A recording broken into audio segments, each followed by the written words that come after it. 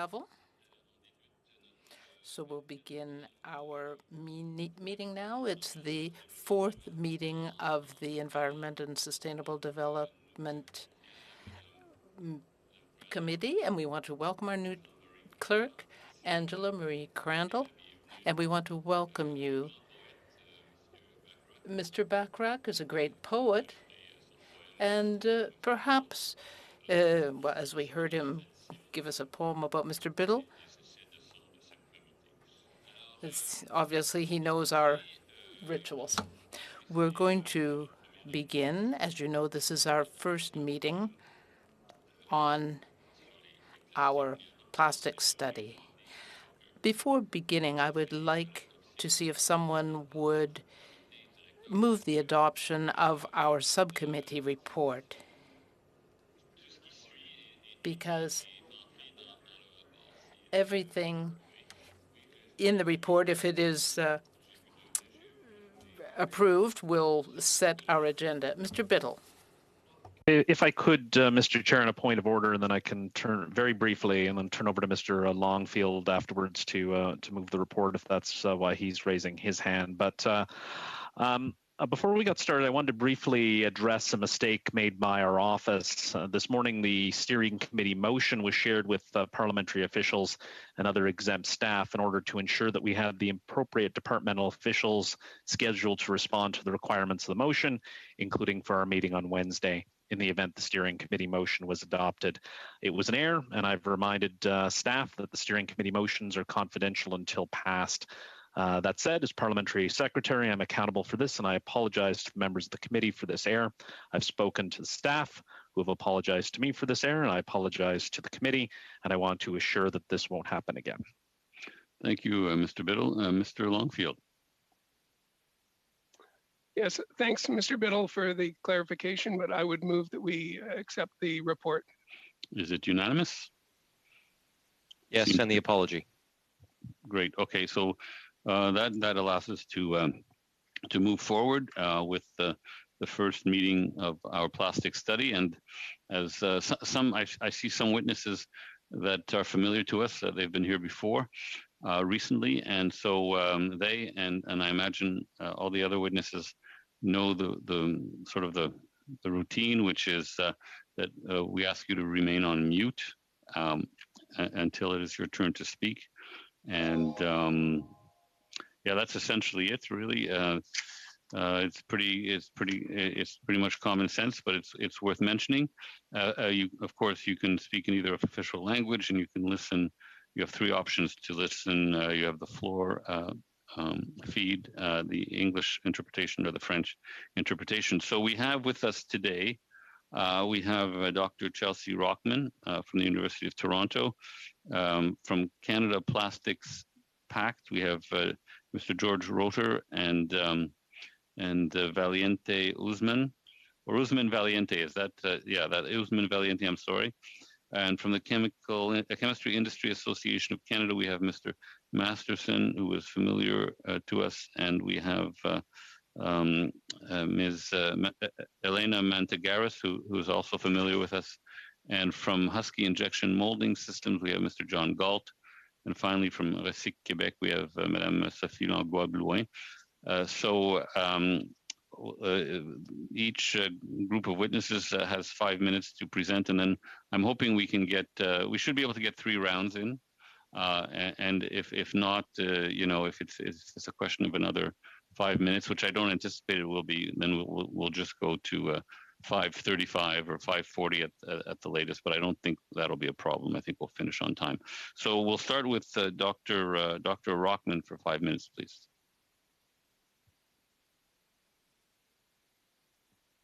Wonderful. Can everyone hear me okay? Yes.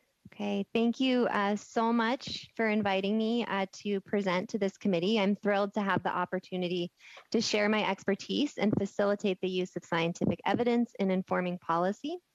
My name is Dr. Chelsea Rockman. I'm a professor in ecology at the University of Toronto, and my research program is globally known for work on method development, contamination of microplastic in the environment, exposure to wildlife and humans, and ecological effects. We study plastic debris across the world, including locally here in the Great Lakes, at the IISD Experimental Lakes area, and in the Canadian Arctic. Currently, I am the scientific delegate to Canada for the UNE Working Group on Plastic Pollution. I'm also advising ECCC on the addition of plastic as a sub-indicator of the Great Lakes health under the Great Lakes Water Quality Agreement. And I'm leading an international working group in California to advise on a monitoring method and a threshold for risk in wildlife and humans relevant to microplastics. Today, I want to speak specifically to plastic waste and single-use plastic items, followed by the negative consequences of plastic pollution in general. In a recent study, we estimated that 24 to 34 million tons of plastic waste was emitted into aquatic ecosystems in 2020, and that if we continue business as usual, that number may triple by 2030. There is no time to waste. Unless growth in plastic production and use is halted, a fundamental transformation of the plastic economy is essential. We need to shift to a circular economy where end-of-life plastic products are valued rather than becoming waste. Because of this, I support goals under the Canada-wide strategy zero waste and the proposal to manage plastics under SEPA. I was pleased to see Canada adopt a truly integrated approach with policies relevant to managing single-use plastics, establishing performance standards, and ensuring end-of-life responsibility.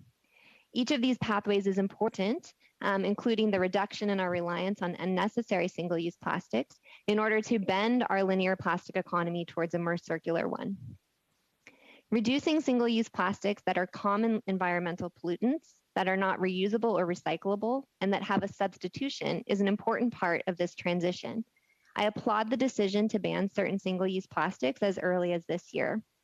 I also agree with each item on the list. This is because these items are commonly found in the environment, are not essential, and do not have a practically sustainable end of life.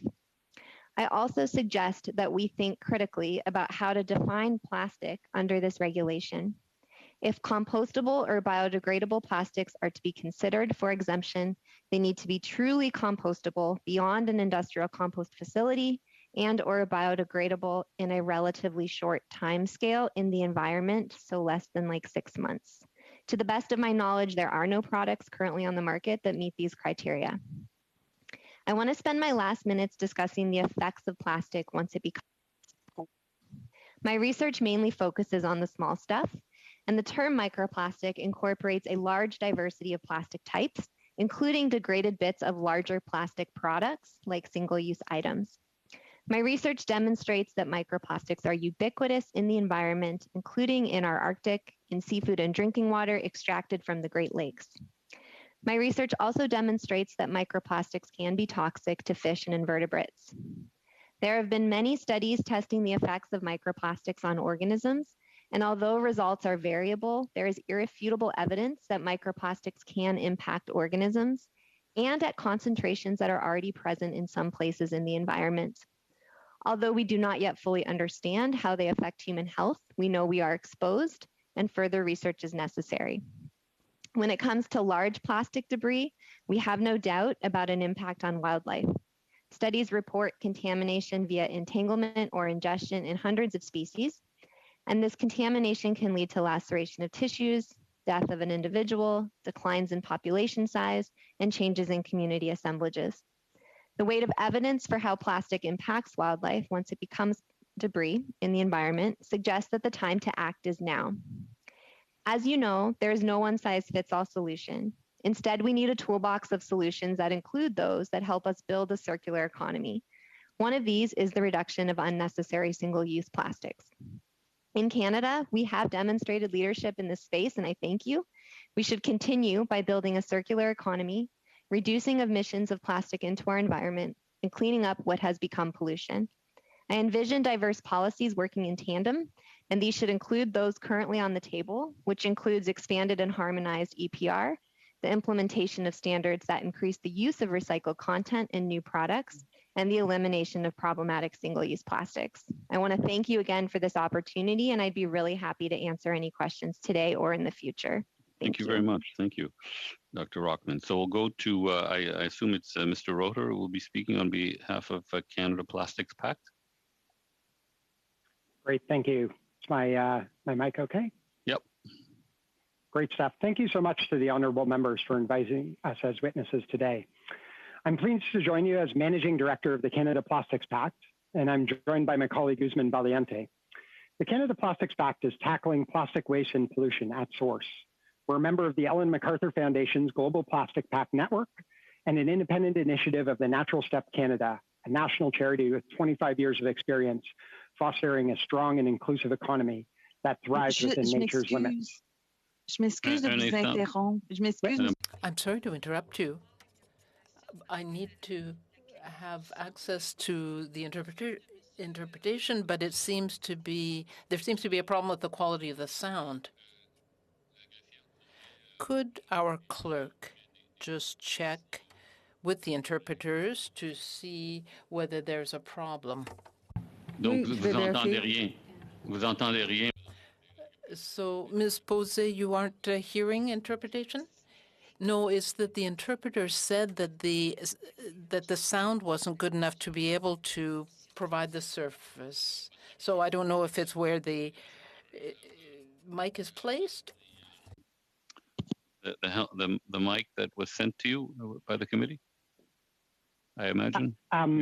Yeah, I'm not sure if this is good enough or everybody can hear me just fine.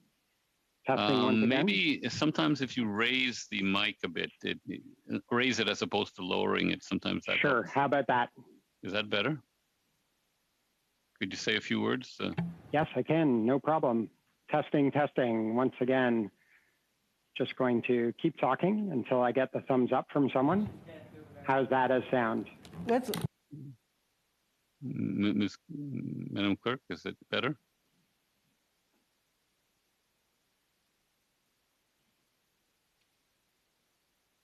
I'm not hearing any feedback. Is the audio okay? They're saying the sound is very muffled. I don't know if... Yeah, a little bit. Not sure what to do. I've tested this a couple of times with this group. I can just try one more time. 1 second. Does that sound any better? Yes, it seems to. Sorry, I didn't mean to alarm the interpreters by raising my voice. Does that sound better? I'm trying to test that. To me, it does. I don't know what about okay? this. I think to me it does, but I don't know about the interpreters. How about the interpreters? Are they? To me, it sounds better. We'll Does just wait. Does that sound better for them? Yeah. I think we'll see. Shall I continue? Well, let me keep talking and get the thumbs up from the interpreters. Madam Clerk? So it appears that the headset may not be, it's not a House of Commons headset, Mr. Roeder? It is, no, it's not. But I tested this last week with the group and they said it was just fine. I can switch headsets if you'd like. Yeah, that would be better. Why don't we do that? In the meantime, We'll go to Mr. Masterson, and then we'll come back to you, Mr. Roeder. No problem. Mr. Masterson for 5 minutes, please. Yes, sorry, Mr. Roeder. Thank you, Mr. Chair, members of the committee, for this opportunity, and I'm pleased once again to be joined by my colleague, Elena Mantagaris. As we mentioned the last time we spoke, just a few short weeks ago, Canada's chemistry and plastics industry do share Parliament and Canadians' concerns and views that plastics have no place in the natural environment. Our industry accepts its shared responsibility for addressing the issue of post-consumer plastics. They're designing products for recyclability, they're using recycled content, they're advancing industry-led producer responsibility programs from coast to coast and investing in technology infrastructure and taking action to eliminate plastic litter, especially in developing countries. They do believe a circular economy for plastics is possible and it's achievable and within a relatively modest time frame. And once again, and I'm sure Mr. Roeder will reinforce this, our customers are demanding it. When thinking about one purpose of this study is about the economic impacts of the federal government's proposed approach to listing plastic manufactured items on CEPA Schedule 1 list of toxic substances and banning certain single-use plastics. I'd reinforce it's important to recognize that the chemistry and plastics industry is very heterogeneous, but for the purposes of trying to simplify this for you, I'll just talk about two distinct components. First, we have the large upstream resin manufacturers. These are very large global multinationals with massive facilities in Ontario, Alberta, and Quebec. Second, and these companies will be impacted very differently, we have the downstream plastics product manufacturers. These take the resins and they convert them into the plastic products that we all use in our lives every day. These downstream companies are widely dispersed. There's nearly 2,000 of them across Canada. 86% of them are small and medium enterprise, and the vast majority of those are family-owned companies. Many of those companies specialize in single products, such as plastic bags or a small suite of products. The ban will disproportionately harm these companies and their employees, and in some cases, closing off domestic markets entirely. Moreover, Canada is a relatively small country in terms of number of people and size of markets. And like most Canadian industries, these companies, to remain profitable and to operate at scale, serve both domestic and export markets. And one thing that's proposed or discussed in the federal government's approach is a ban on the export of plastic products, even to economies that don't have the similar bans that Canada is proposing. Those companies will be left with no choice but either to relocate or to shut down entirely, because it won't be a feasible proposition to produce if there's no export market either. I think, and you've heard me say this on past occasions, however, the biggest economic impact that will arise from the proposed federal actions will be the effect on future investment opportunities. Canada is a global scale, low carbon producing plastic producer. We're the third largest manufacturer in Canada. We're a top 10 global plastics resin producer. This industry is expanding globally, as I've said, at twice global GDP. We think it sends a very negative signal to the global industry to list all plastic manufactured items as SEPA toxic. It says a message that Canada is ambivalent at best, if not actually in opposition to growth and investment in this sector. We cannot achieve a circular economy. We cannot achieve the investments necessary for a circular economy without attracting that global investment here. It will come out of the sector we already have. Canada has a great opportunity. You've heard me say we've seen $300 billion of investment in the United States in the last 6 years. Canada should have seen $30 billion of that into our own chemistry sector. We have largely become a flyover destination for chemistry sector investment, and a toxic designation and the listing of all plastic manufactured items as toxic will exacerbate that. We see our largest provinces, Alberta, Ontario, Quebec, and British Columbia, all prioritizing economic growth in part based on recovery through the COVID pandemic, in part on the basis of new chemistry investments. And we need, like we did with the COVID epidemic, we need the federal government and the provincial governments working hand in hand with industry and other stakeholders in a consistent and integrated manner. Thank you. Thank you. Okay, thanks. Okay, so we'll go now to back to Mr. Roeder. Is that Mr. Roeder?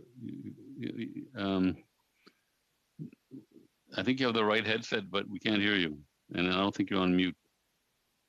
Okay, we'll go to Mr. Galt, and then we'll come back to Mr. Roeder. Hey, thank you, Mr. Chair, for giving me the time to represent my viewpoints on this critically important subject. Can you hear me well now? Very well, yes. Okay, so I see three key gaps in the proposed SEPA legislation. The first one is that plastics are not toxic, especially when the alternatives are considered. The second one is that dealing with the root cause of the environmental issue, Canada's hopelessly outdated and ineffective waste management practice, isn't addressed to the extent it needs to be. And finally, the economic and employment impacts. The first one in terms of why plastics are not toxic. Plastics are not toxic in any traditional sense of the word. They are extremely stable chemically and do not interact easily with other substances. They're one of the most commonly used materials within the medical industry. Fully 73% of medical disposables on a worldwide basis are made from plastic. Plastic is medical grade. Compared to aluminum or glass, when broken into smaller pieces, they do not cause the same level of cutting hazard that either of those materials do. The combination of medical grade qualities and unbreakability is exactly why plastics have displaced other materials in food and beverage packaging. Plastic delivers products safely, they minimize food waste, and they are well suited for transportation. Aluminum, unlike plastic, is chemically very reactive. That's why every aluminum can produced is supplied with a plastic liner. Paper is also a wonderful material, but its application is highly limited. Paper-based products cannot perform in applications involving liquids like water or oil without additives or multilayer structures, including plastic linings. Many poly-coated pulp packaging containers use perfluorinated chemicals, PFAS. PFASs do not decompose. The uncontrolled release, therefore, of waste into the environment is at the core of the toxic argument, and that was something I agree with completely. When we talk to putting an end to the outdated concept of the linear economy and why the circular economy is key to protecting our natural resources, I'd like to offer the following on plastics. The term single-use plastics is a misnomer.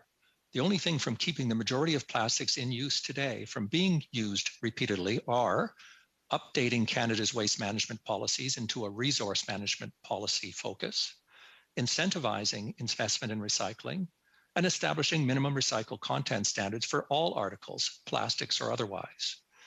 Nationally, the beverage industry recycles close to 75% of all plastic containers. The technology to recycle PET plastic, the one used in those containers, is mature, it's effective, and needs to be expanded. There's a proven solution. The legislation falls short in addressing this critical issue to the extent I believe it should. Finally, when we think about the environmental impacts, plastic has the lowest melting packaging material and therefore requires less energy to produce or recycle. Relative to PET plastic used in this beverage container, paper composites have 1.6 times the carbon footprint, aluminum 1.7 times, glass 4.4 times the carbon footprint. PET plastic does also not require deforestation or open pit mining the way paper and aluminum do. In terms of jobs, Husky is part of Canada's $35 billion plastics industry. Which employs directly and indirectly 370,000 people, most, as has already been stated, in small or medium-sized businesses, a segment that's been devastated by the COVID lockdown structure. Husky, as part of that, employs roughly 1,100 people in Canada, 4,000 globally.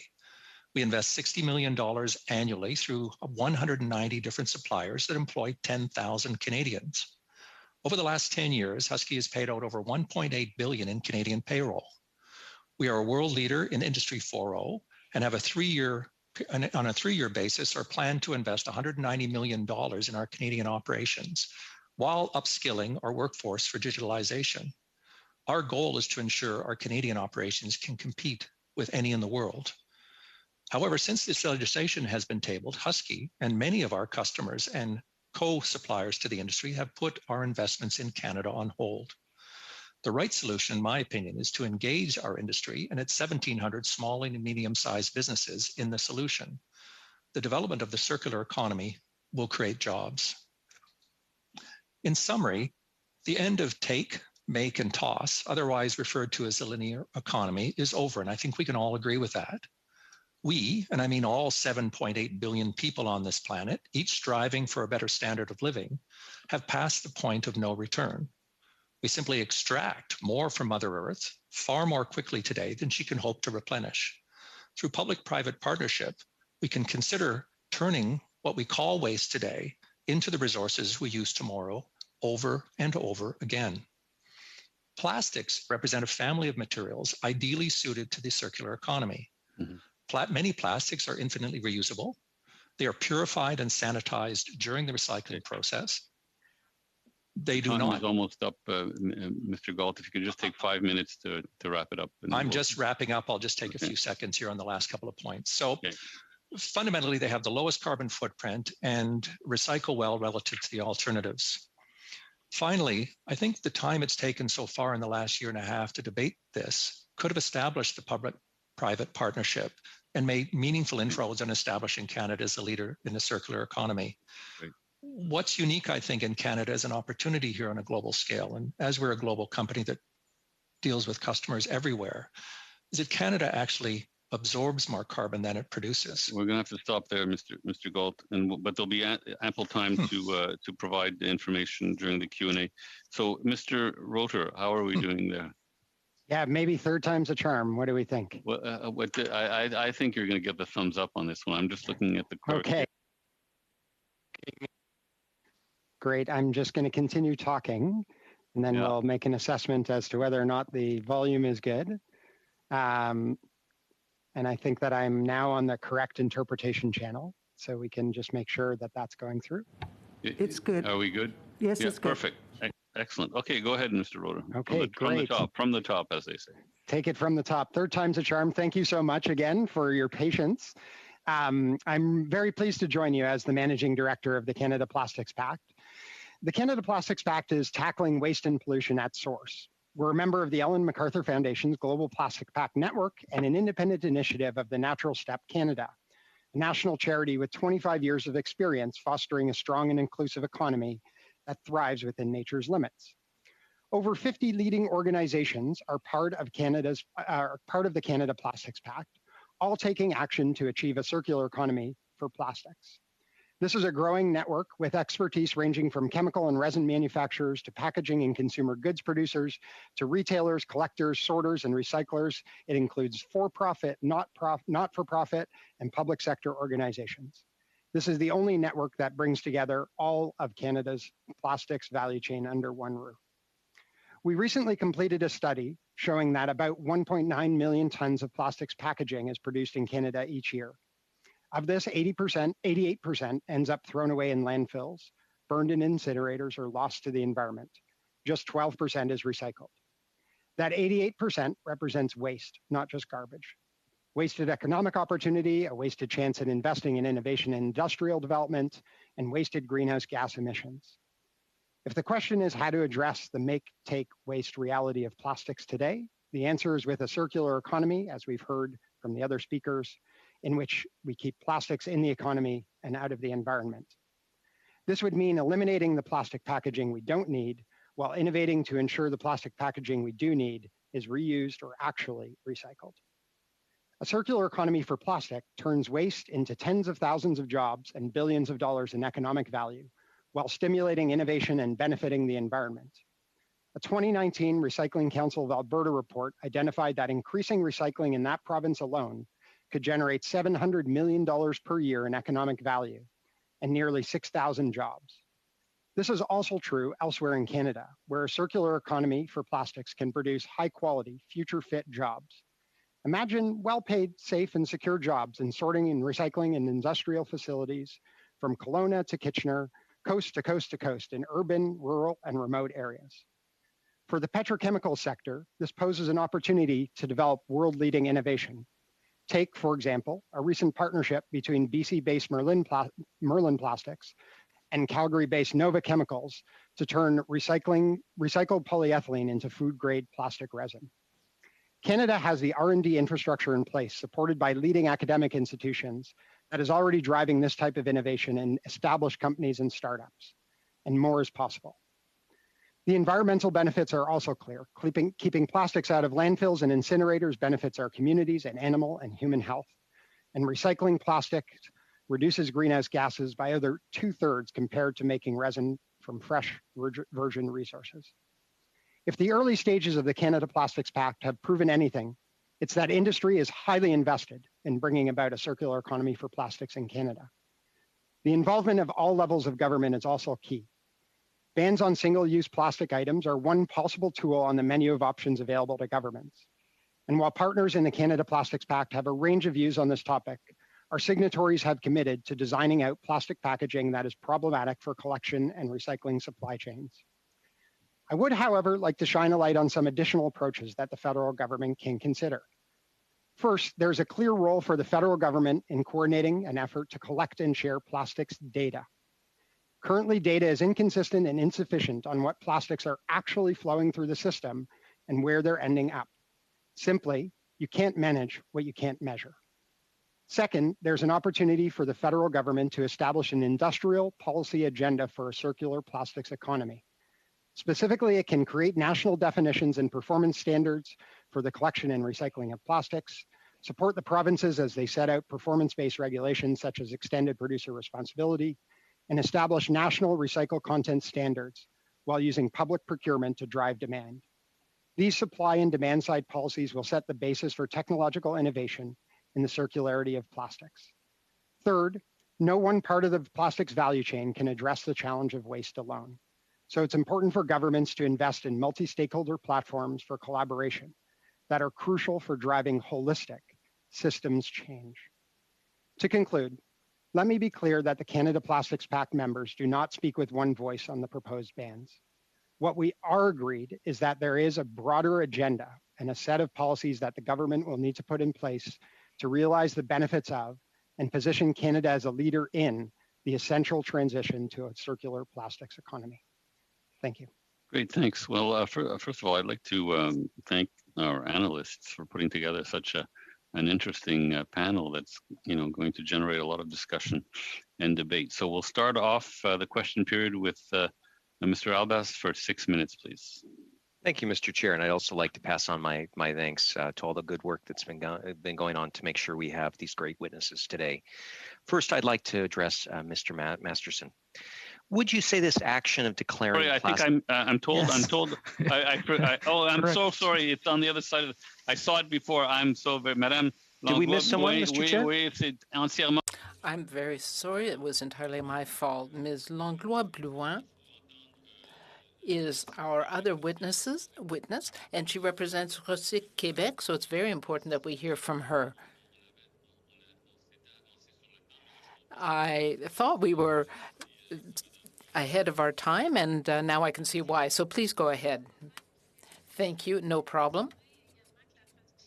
I just want to ensure that the interpretation is working because I would like to give my presentation in French.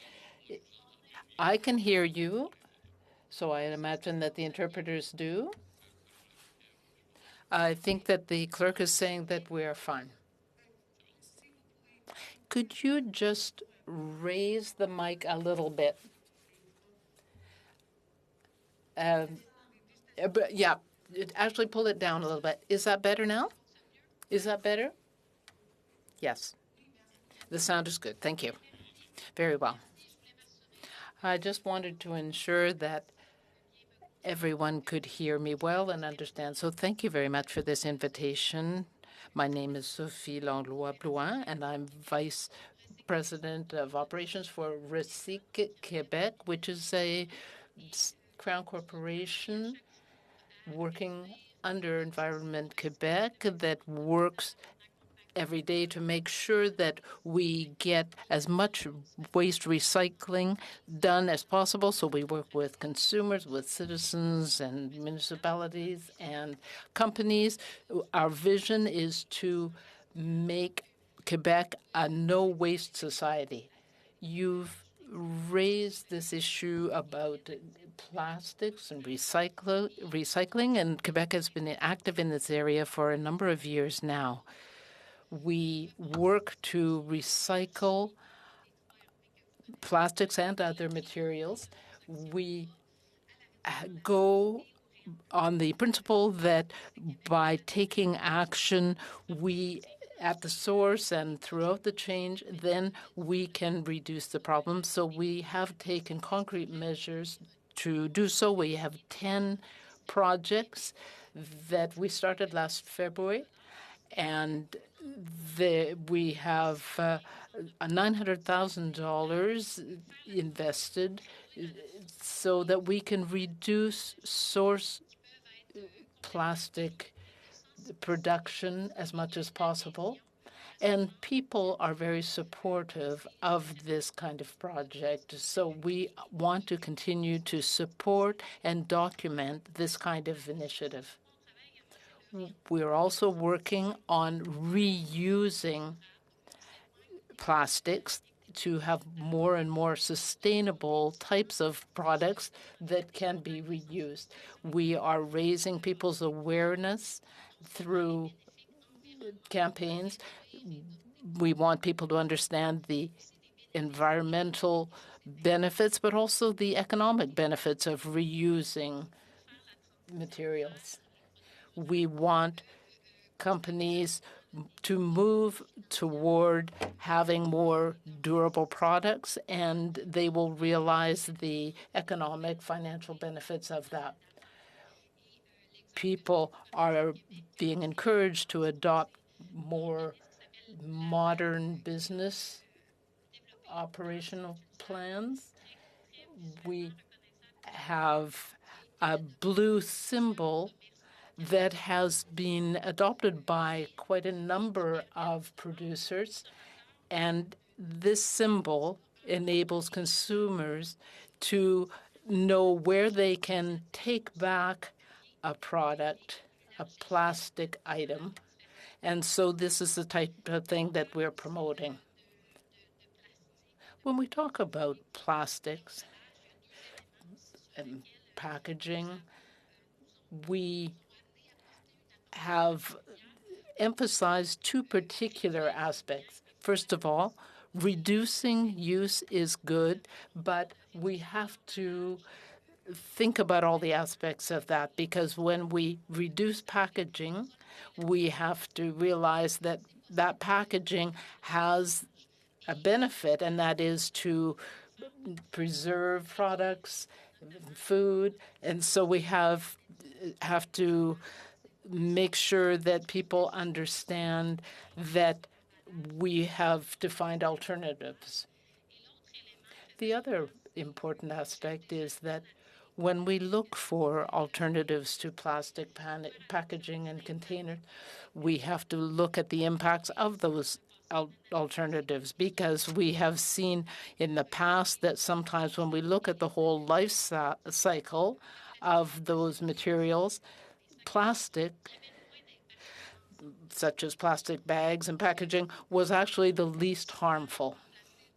So if we are just replacing one disposable product with another one, then we aren't much further ahead. So we have to look at sustainability.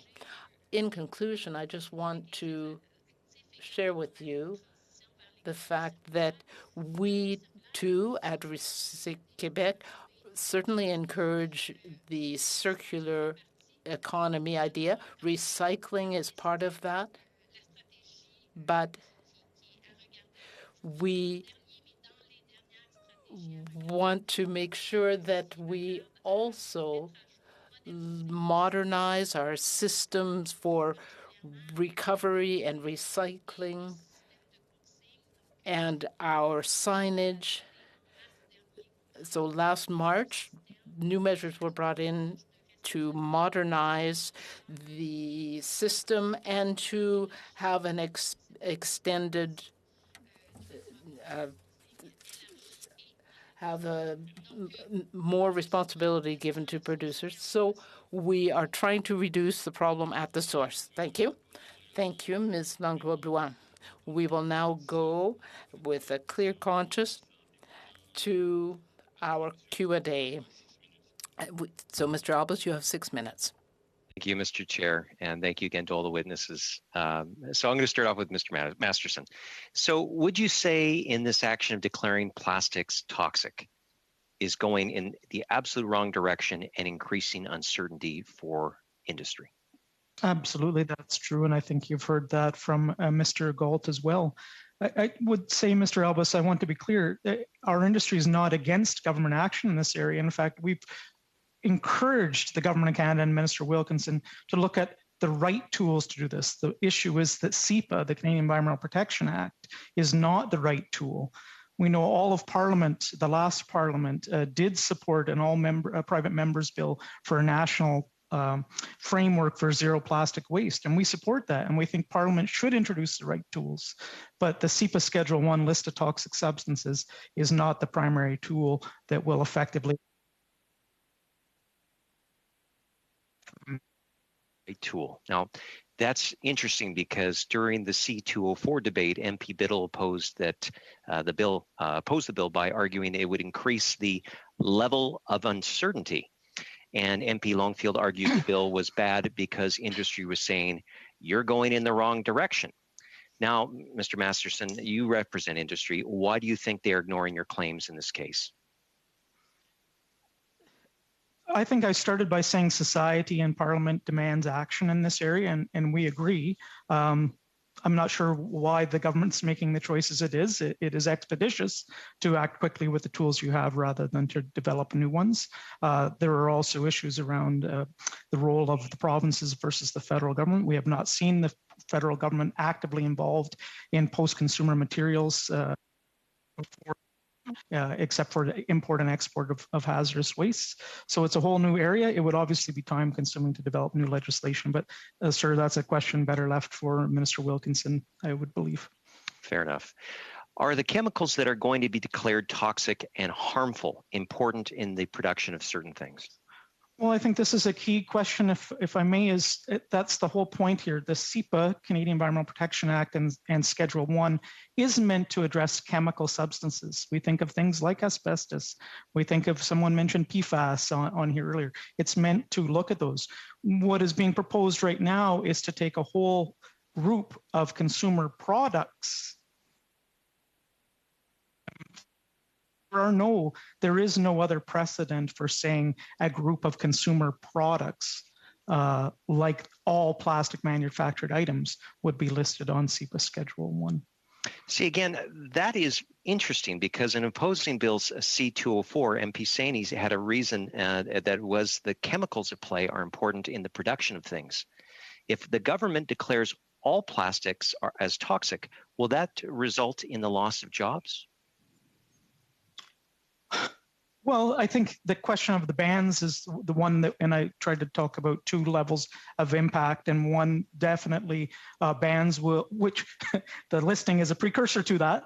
Definitely the bans will impact the smaller companies. The question of listing plastics as toxic, however, does send a signal about the ambivalence, as I said, at best, of Canada as an investment designation for circularity. We have a low carbon plastics economy. We have global leaders here. We have companies that will make the investment, but they need to be welcomed, not again, worked with. I think someone's talked about public-private partnerships. We all want to get to the same place. How do we work together to do this? Declaring plastics toxic is not a solution that engenders good cooperative relationships. Well, then I would expect that MP Biddle, who said that we should oppose C-204 because the industry said it would cost jobs, will join us in opposing the government's harmful toxic designation.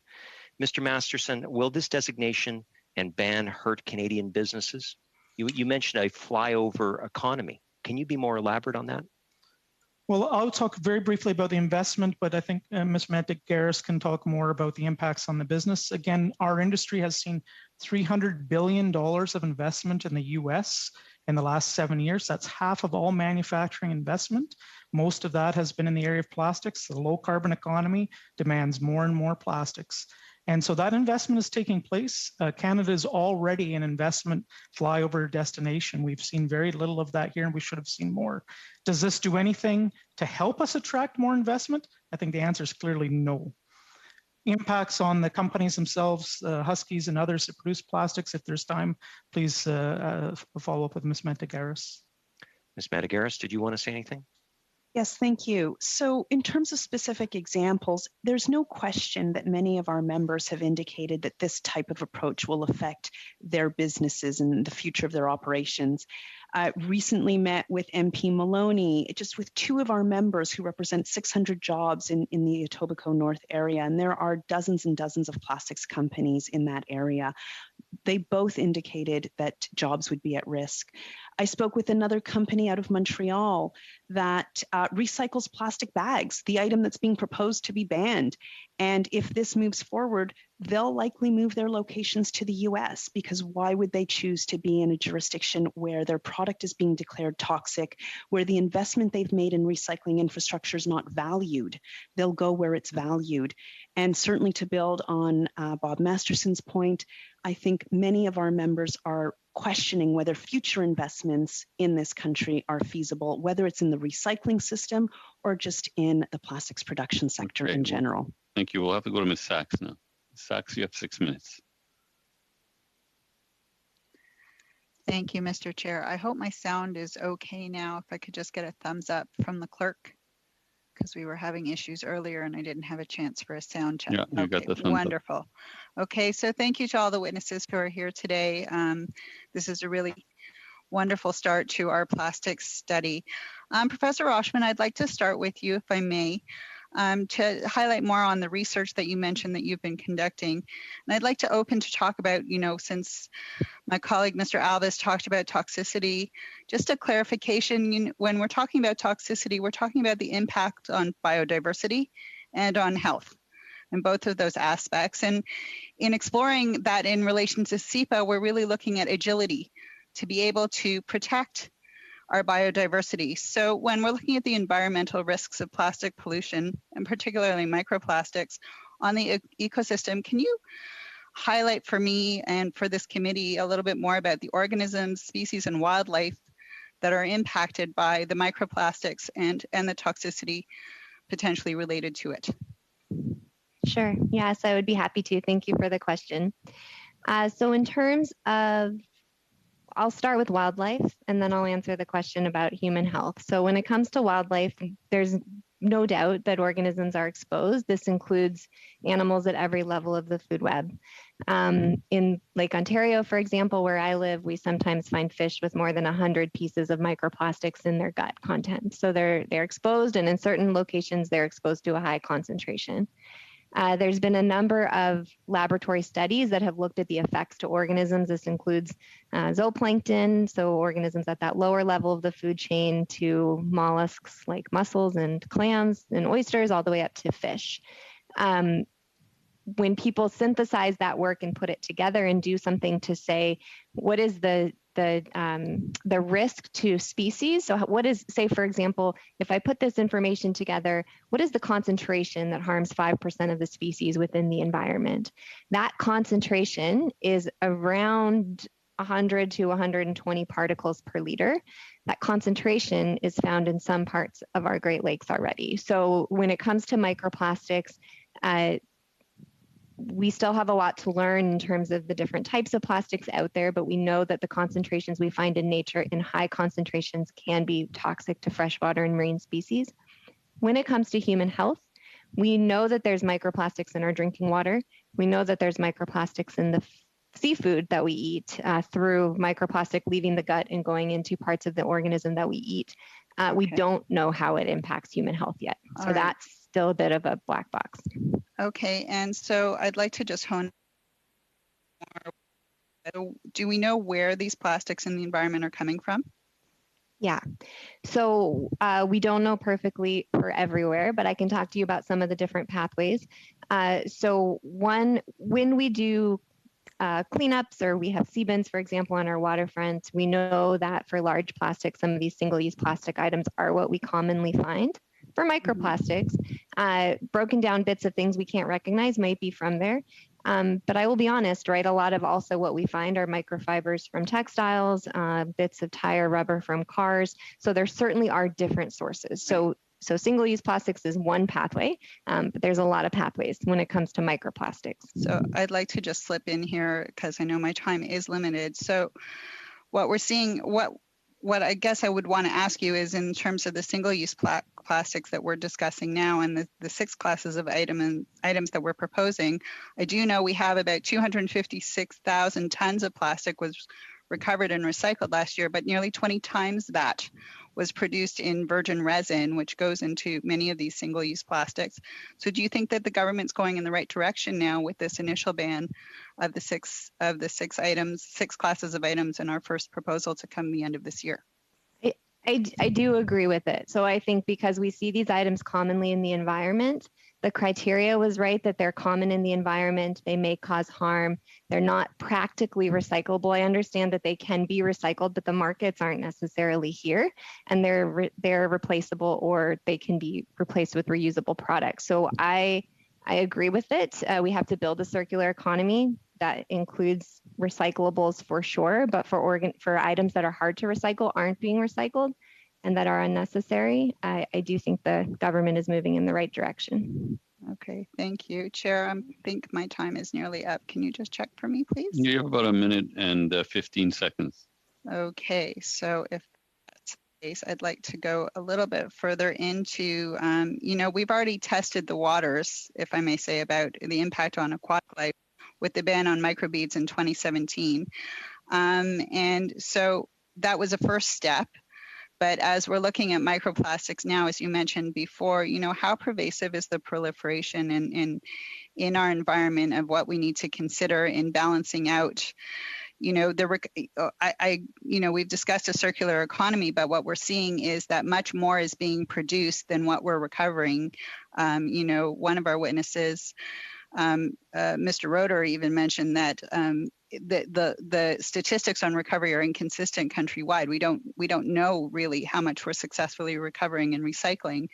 So if you could just go a little bit more into the steps that we need because of the impacts of microplastics, I would be grateful. 20 seconds, please. Oh, sorry, quick answer. Okay, quick answer. The ban on microbeads worked. We see less of it in the environment. Every little bit counts. Single-use plastic items is one of them. Next, let's put filters on washing machines and rain gardens on storm drains. That's pretty concise. I like that. Very interesting topic. So, Madame Posé. Ms. Posé, you have 6 minutes now. Thank you. I'm going to ask my questions of Ms. Langlois-Blouin. I'm quite familiar with Recyc Québec because it works closely with the teachers' union to promote green schools. Now, you talked about the extended producer's responsibility, and I want to know how that actually plays out in your organization concretely. Thank you. Well, we are at the stage where the bill has been adopted, and as you may know, the next step will be the regulations, which will actually bring everything into effect, because the situation in Quebec with the extended responsibility of producers is that when we are dealing with cardboard, metal, and other types of packaging, then producers will be responsible for all steps in the chain. They will be responsible, therefore, for the beginning, but also the end of life. Yes, I understand the principle of EPR, but I want to talk a little bit about the jurisdictional issue, what belongs to the provinces and to the federal government. Well, in Quebec, we are a Crown Corporation, and so under the regulations, there is accountability, and it is up to Recyc Québec to ensure that organizations that are responsible for doing this have the standards in place and that they actually follow through. And if the standards are not met, then there will be consequences. Thank you. So what would be the short and medium-term needs in the recycling industry? What would be the best strategies to get to a circular economy as quickly as possible? Because we know that there can be incentives upstream to help the industries and society pivot. Well, just very quickly, I would say invest in the packaging industry in Quebec and in Canada. This is one of the ways to promote and to require recycling.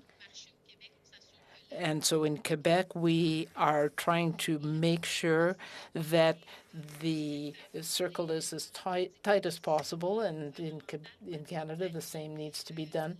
So we need to have products that are better designed so that they can be recycled, to make sure that not only is recycled recycling actually promoted, but to make sure that those products are featured. My next question would be for Ms. Roshman.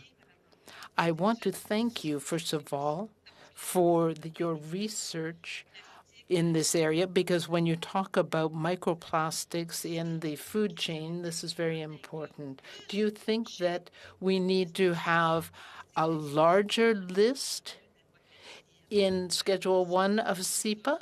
For example, we have plastic packaging and we have cups and so on. What is your opinion?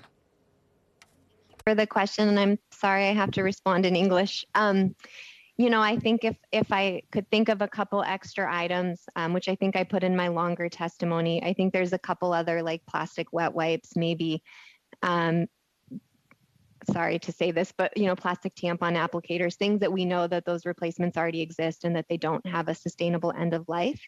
But I think when it comes to also understanding microplastics in a food web, I think we should put a working group together to do risk assessment and really understand what concentration is too much for humans and to better understand for wildlife, and use that information to try to think about what our next steps should be for policy. Thank you. We know that there are solutions, new solutions that are coming into view to deal with microplastics. We have BOSC in Quebec that is dealing with this issue. How long do you think it will take before these new products actually dominate the industry? Is that a question for me? Oui. Yeah. I don't know how long it takes. It's a little bit outside my expertise to know how long it takes for these to be adopted, but I can tell you that we've tested some of them in our research. So filters on washing machines, rain gardens, or bioretention cells for storm drains, they work. They're products on the market. So I think if we adopt them wider scale, that could be relatively quick. Whereas for some of these new recycling technologies, I think to get them to market quicker might take longer, but I could be told that I'm wrong about the pace of those things. Your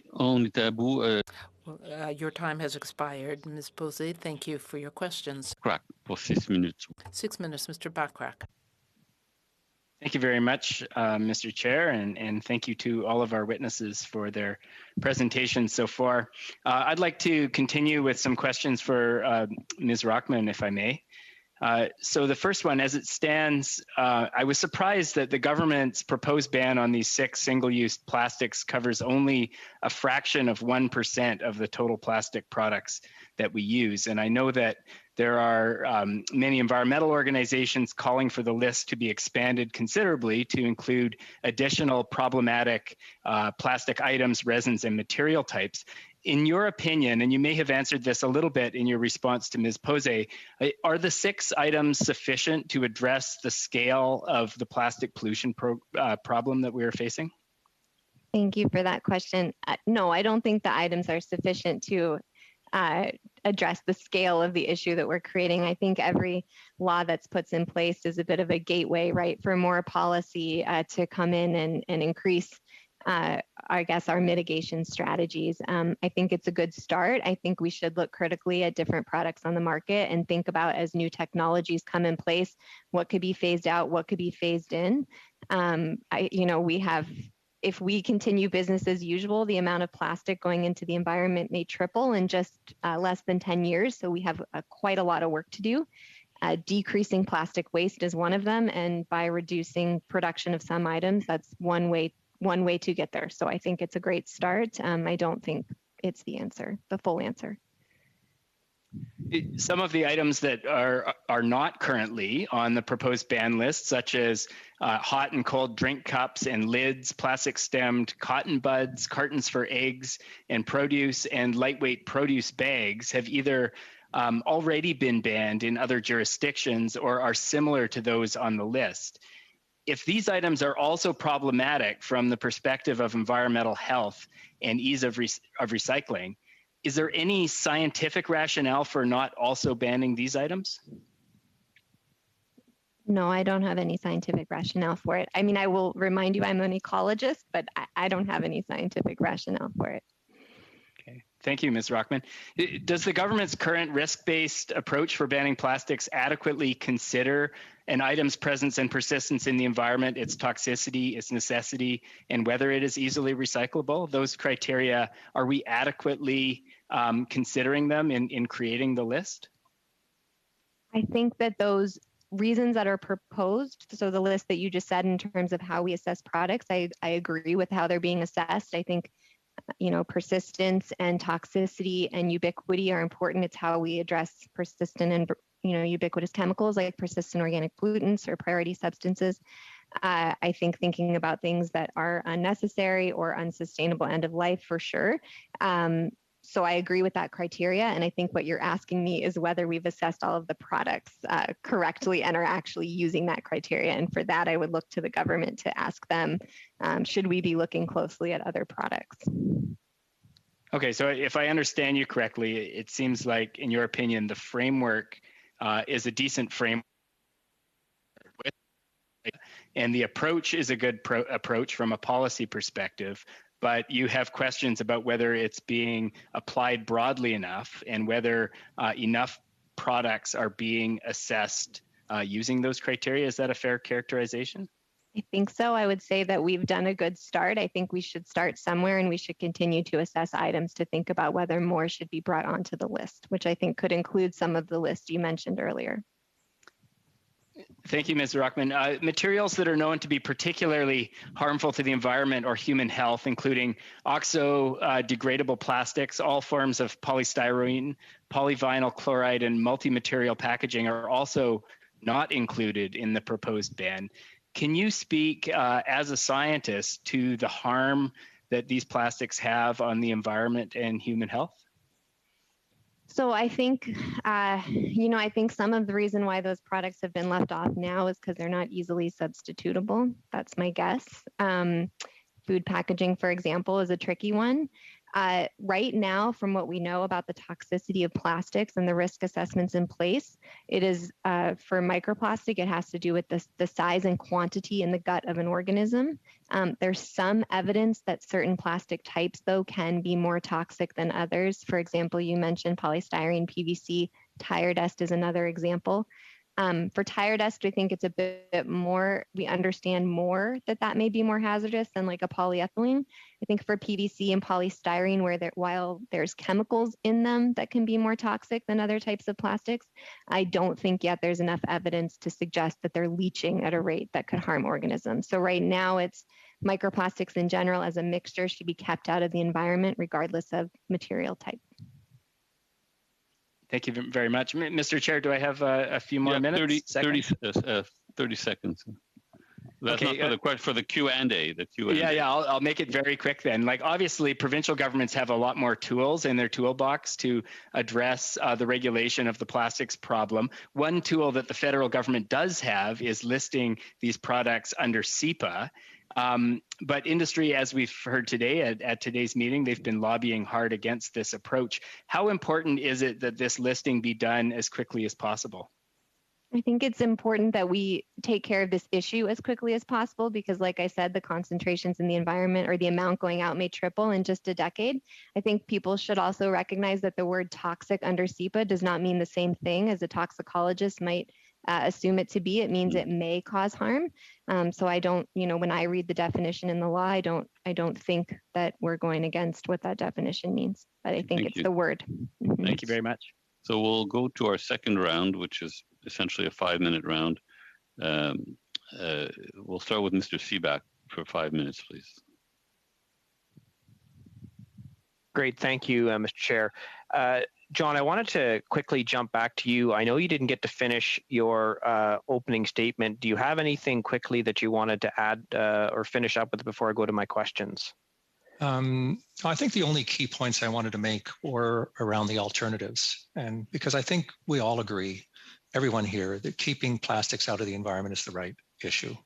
I think the fundamental concept I wanted to cross is let's make sure that if we move to an alternative material, It's not going to have a larger environmental impact in production. It's not going to have a larger environmental impact in collection and reuse. And let's make finally, then when it does break down and find its way into the environment, that it isn't going to represent an even more hazardous substance. So I think fundamentally, those are the 3 points that we've been debating here, but I don't know that we've integrated it.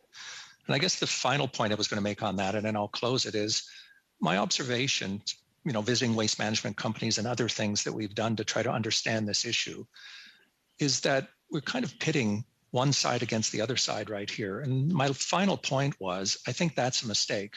Nobody's going to win in that.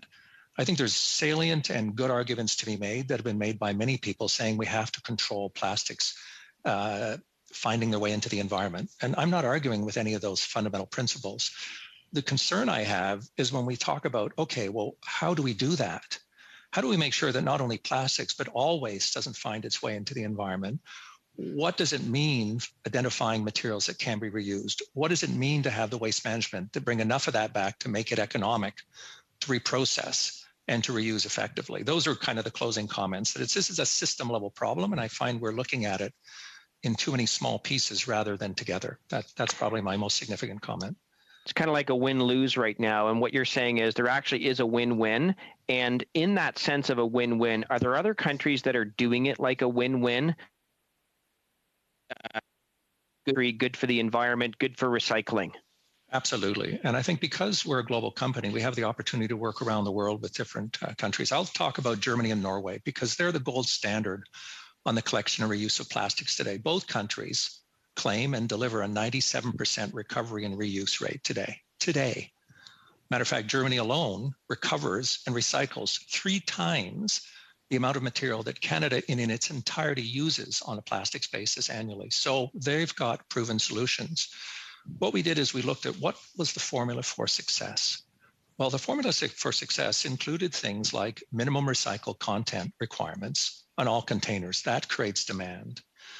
The second thing was much more convenient and effective waste control systems. I've lived in Europe and Luxembourg for 5 years of my life.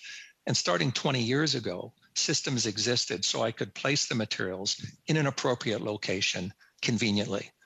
And in Canada, between 15 minutes between my farm and Husky, the way of collecting materials is different. So that's the second element of me that was absolutely crucial. The third thing is incentivizing industry in terms of the investment in the recycling infrastructure. That's a significant part of the German equation today.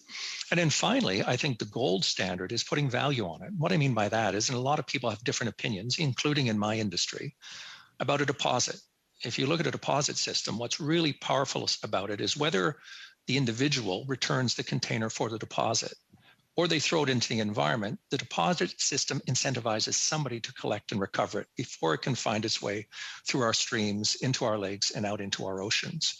And so globally that we're good. And, quite frankly, there's 300 member companies in the Plastic Recycling Association in Germany. Of that. So it's also really good for an employment and business. John, I want to quickly go back to employment and business. You said you had a 3-year plan to invest $190 million. I'm sure many companies across Canada have similar plans for investment that lead to employment and all kinds of economic activity. What do you see happening if the bill goes ahead as it is, as opposed to alternatives like you're proposing? 30 seconds, please. I can tell you right away what did happen. A company that's been recycling PET bottles for over 10 years and producing 100% recycled containers had a plan to introduce a new recyclable food service container and put a recycling plant up for it. They were also putting a bag recycling plant up. They put both of those investments on hold.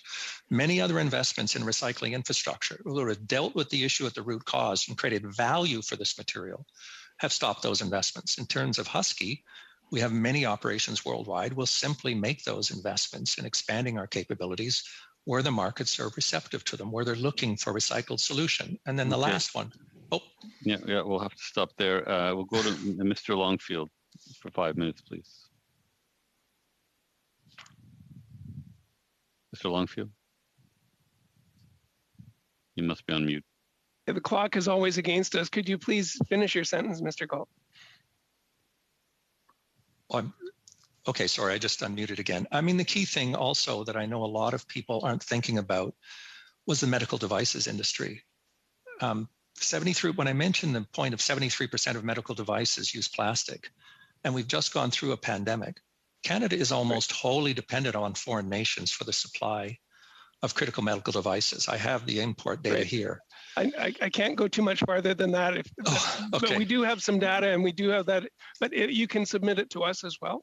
I have visited your plant in Luxembourg, and I've visited your plant many times in Bolton, working with the plant development people on the hydraulics and control systems. One of the areas I wanted to explore was on the feedstock and the use of recycled plastics in your feedstock. Bill C-204 that we just finished debating, and it sounded like we were starting to debate it again today. The recyclers in British Columbia and Alberta both said you're going in the wrong direction.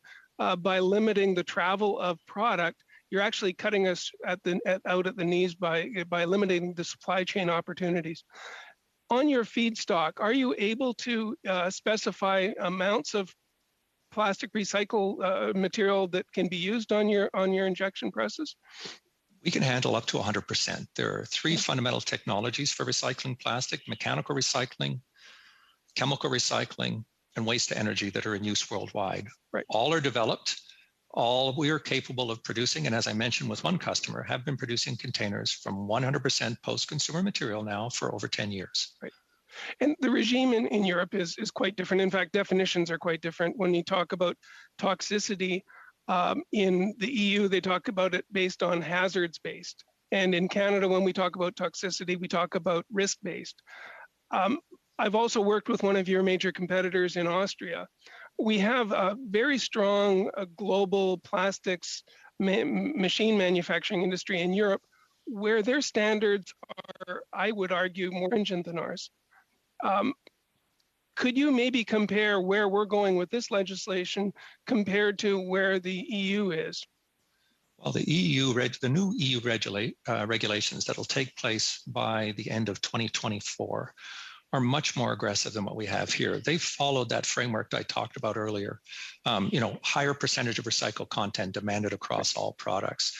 Right. Tethered closures, making sure the closure, when it's removed, doesn't find its way to separate so it can come back and be recycled and reused. So they've set a framework of a 3-year program to increase recycled content. They've increased certain design aspects on the packages to make sure they don't separate and find their way into the environment. And mandated that you can't sell a product if you're not compliant with these regulations. Right. So user responsibility is another key that needs to be embedded in what we're discussing. Absolutely. You have to get the brands that want to deliver the product and the people producing and recycling it together. Thank you. And I want to switch over to Mr. Rotter. The organization has come to Guelph. In fact, our mayor and myself talking about the Natural Step program and how that applies to the different orders of government. Again, C-204 that we were debating is pushing some requirements on municipalities to stop shipping plastics, which will then end up in landfills.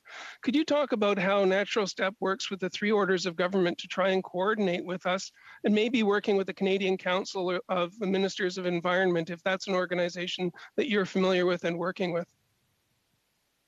Yeah, thanks for the question. So with Canada Plastics Pact, which is an initiative of the Natural Step Canada, we have a broad range of partners. Right now, that includes municipalities who need to be part of this system, and the system changes. It also includes Environment and Climate Change Canada for circular economy with plastics. We have had in the past some engagement with CCME, and I think welcome more engagement with the provinces as time goes forward. Yeah, I think that's one of the key missing pieces for us as we're trying to put effective legislation in place. Is Germany, others in the EU, cross-nationally, they have good collaboration, and we really all need to be working together. And I think setting up an us versus them isn't helpful for any of us to get to where we need to get to. Yeah, I think we see something very similar. One of the things that we're in the midst of right now is talking to the various different corporate and commercial members of the Canada Plastics Pact. And one of the things that comes in these conversations is how difficult it is sometimes to work all across Canada without a set of standards and harmonization. I talked about data and being what's going on, and there really is a role for the federal government in bringing some of that together. Perfect, perfect. Thank you very much. Thank you, Mr. Chair. J'ai Madame Posé pour 2 minutes et demie, s'il vous plaît. 2.5 minutes, Ms. Posey. Thank you. My questions will be along the same lines because I'm surprised that we haven't dealt with this first. Mr. Roeder, you came to the committee on May 1st, 2019, and you said that the producers need to have responsibility for collecting the containers and other items. Do you believe still that the recycling industry, which comes under provincial responsibilities, should have should play a different role? C'est posé à qui? Who was your question? For Mr. Roeder. You're muted. Yes. So thank you for the question. I think the question was whether or not companies producing the plastics and materials and products that we put into plastic packaging should have responsibility. And really with the Canada Plastics Pact, we do believe in that. We believe that there needs to be really accountability with those producers, and the producers themselves, I think, are interested in being able to do that because then they can really have the opportunity to... I'm sorry. My question was a little bit different. It was about subsidizations. Do you think that there needs to be funding? We know that recycling comes under Quebec and the provinces, but there isn't equivalent subsidization and funding for that. Do you think that there needs to be? Great. Maybe I'll hand it over to Mr. Valiente. Hi, thank you. That's a great question. Under extended producer responsibility, we make manufacturers of products that are using plastic packaging or using plastics responsible, and really the funding and the investment. No, excuse me.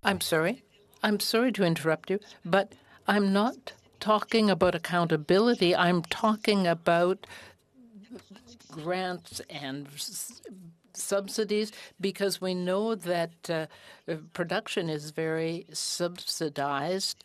We were told by Mr. Roeder in 2019 that producers got 3 times the subsidies that recycling did. So I want to hear about that aspect. Subsidies at the sort of production end, and Madame Posé. No, c'est pas ça. But you're talking about subsidies for production, for fossil fuel. No, I'm talking about those that are provided to the companies that are producing the plastic. So it's true that there are subsidies for companies producing plastics, but when we talk about funding of recycling systems, it's the manufacturers that choose plastics for their packaging or any other material that should be, I wouldn't use the word subsidizing, but investing in systems to collect and recycle that material. I think the subsidies for the plastic manufacturing sector are a separate discussion from the investments that product manufacturers need to make in collecting and recycling systems. And those investments need to come from the private sector companies that are using packaging. They need to pay for the systems to collect and recycle that material, and the investments in innovation and technology. Okay, we're going to go now to Mr. Backrack. Monsieur le Président.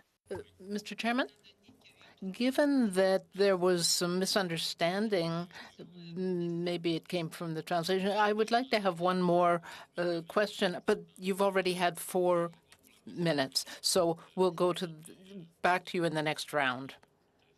We'll be a little bit more flexible then. And Mr. Backrack, 2.5 minutes, please. Thank you, Mr. Chair. I have a few questions for Mr. Gault.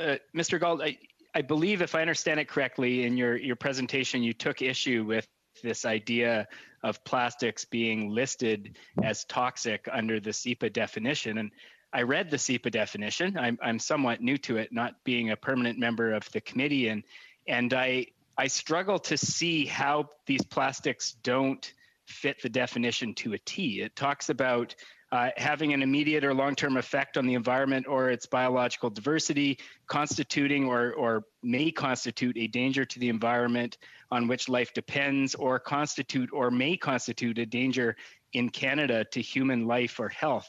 So I'm curious whether it's that you don't feel that plastics fit that definition, or whether you don't feel that definition is appropriate. Could you explain? It was more to the extent of the definition being appropriate and singling out plastics.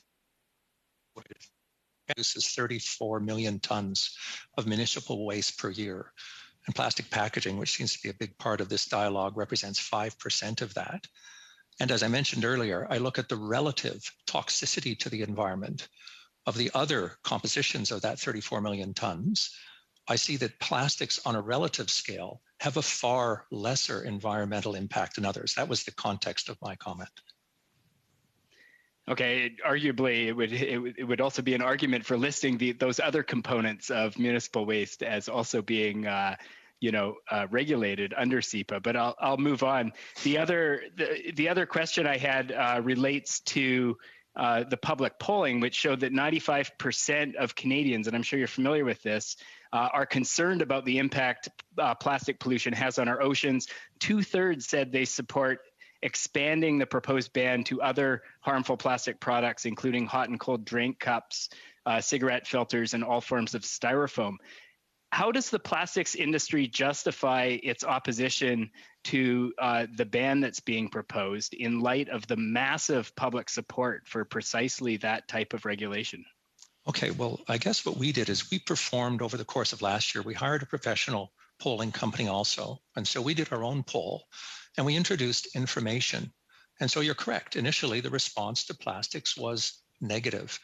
When we introduced two fundamental concepts to that same group of people going through that polling process, A, plastics are medical grade and an essential part of delivery of medical services in Canada, and that because the materials used in those medical grade components are exactly the same materials used in common environments, the impact will be on the potential supply of those materials. And secondly, we introduced they recyclable. The result was a complete change in polling of those people. So at that point in time, there was a complete reversal. And in the poll, only 30% of the people still believed that plastics were toxic. Over 70% of them, 70% believed recycling and reuse of these valuable materials was the better solution. Okay, Mr. General, for 5 minutes, please. Thank you, Mr. Chair, and thanks, witnesses, for being here today. It is a truly an interesting panel that we have. I think just want to get a quick question out to every panelist before we get started. We seem to kind of be a bit dancing around whether we support the SEPA labeling plastics as toxic or not. So just a question to each panelist: Are you for or against this labeling as toxic? And maybe let's start with you, Mr. Masterson. Against as proposed. It is not 6 items. It is all plastic manufactured items. That is completely inappropriate, and there's no risk assessment that supports it under the SEPA process. Thank you. Thank you, Mr. Roeder.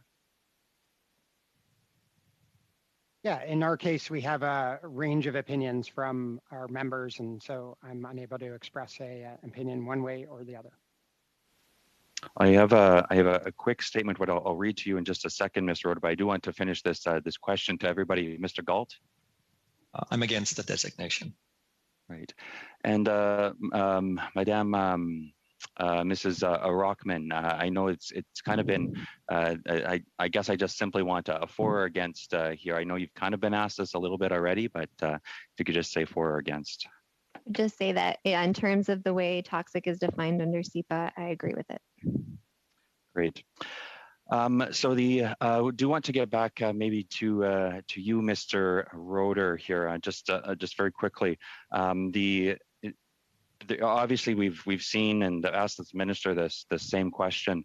That there's been over 300, I think it is now, notices of objection as to why this is plastics are labeled toxic under SEPA. When you say that your members are not neither for or against, would you say that some of your members have weighed in on this as in terms of a notice of objection? I'm not aware with the details of what. Yes, I do know that we have members who are in support and those who are against, and that's, I think, what I can say. Well, maybe let's find a common ground here. If I were to say the use of the toxic designation by government on PET creates an inherent conflict between the perception of material as toxic while simultaneously creating an economic ecosystem acknowledging its value. Would that kind of fit the majority of your members? Yeah, as I came back to it, I would just say that there's really a range of opinions on this from our members. What I will say is that there's a lot of alignment from our members that that there needs to be efforts that are much broader than this conversation in order to be able to create the circular economy for plastics within Canada. Mr. Galt, we see a lot of, I guess, the impact that this would have on not just here in Canada, as you mentioned, but as watching some of the testimony take place today, I'm thinking about what that would possibly have on trade agreements, particularly with down south. You being in your position, I'm sure you've had a number of businesses that you've dealt with down south.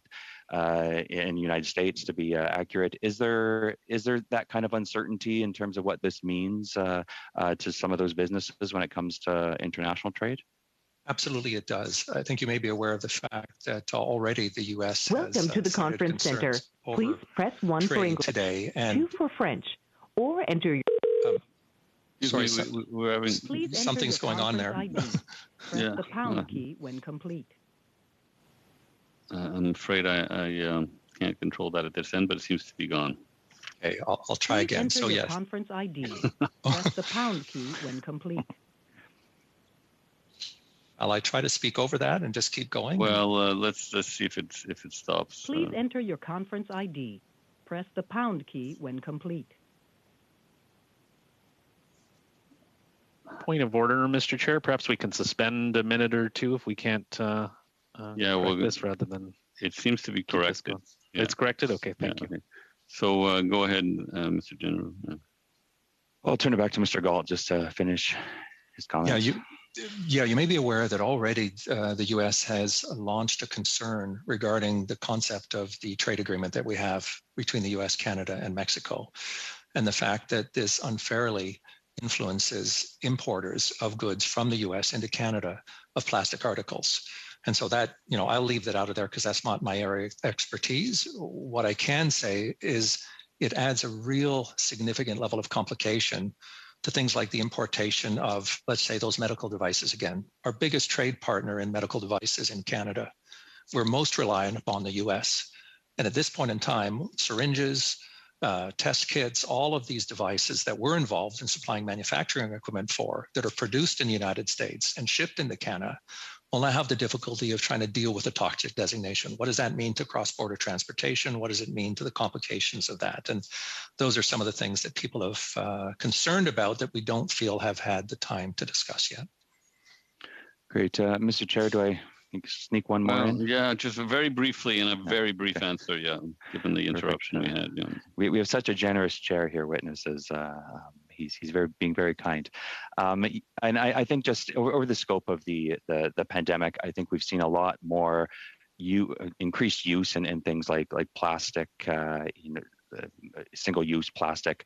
Wondering if there's may I'll turn it over to Mr. Masterson or Ms. Mantagaris to comment on what that would mean as a ban right now in the where we are in terms of the pandemic. Very, very briefly, please. Yeah, the government has not proposed to ban any personal protective equipment. that society's appreciation for plastics through the COVID pandemic means they are less certain in their determination to solve the plastic waste issue. We have to solve this problem. We can and will very promptly create a circular economy for plastics, and we need a much more robust process than what has currently been tabled by the Government of Canada. Okay, good. Thanks. We'll have to move on now. Mr. Saini. Thank you very much, Chair, and thank you to all the witnesses. This is such great information. I think we're all learning a lot. Ms. Brockman, I'd like to start off asking you some questions, and I'm going to reference your 2018 scientific paper that you wrote. And I want to look at the human side of this issue. From bioaccumulation of micro and nanoplastics making their way into the marine food chain. You've mentioned that toxicity levels vary depending on the chemicals associated with different plastics and their sources. And I'm also going to reference something else that as you recall, there was a 2016 UN report which stated that over 800 animal species were contaminated with plastic via ingestion or entanglement. Industry, not only as an industry, but recognize that the world, that 6.7% of the world's protein.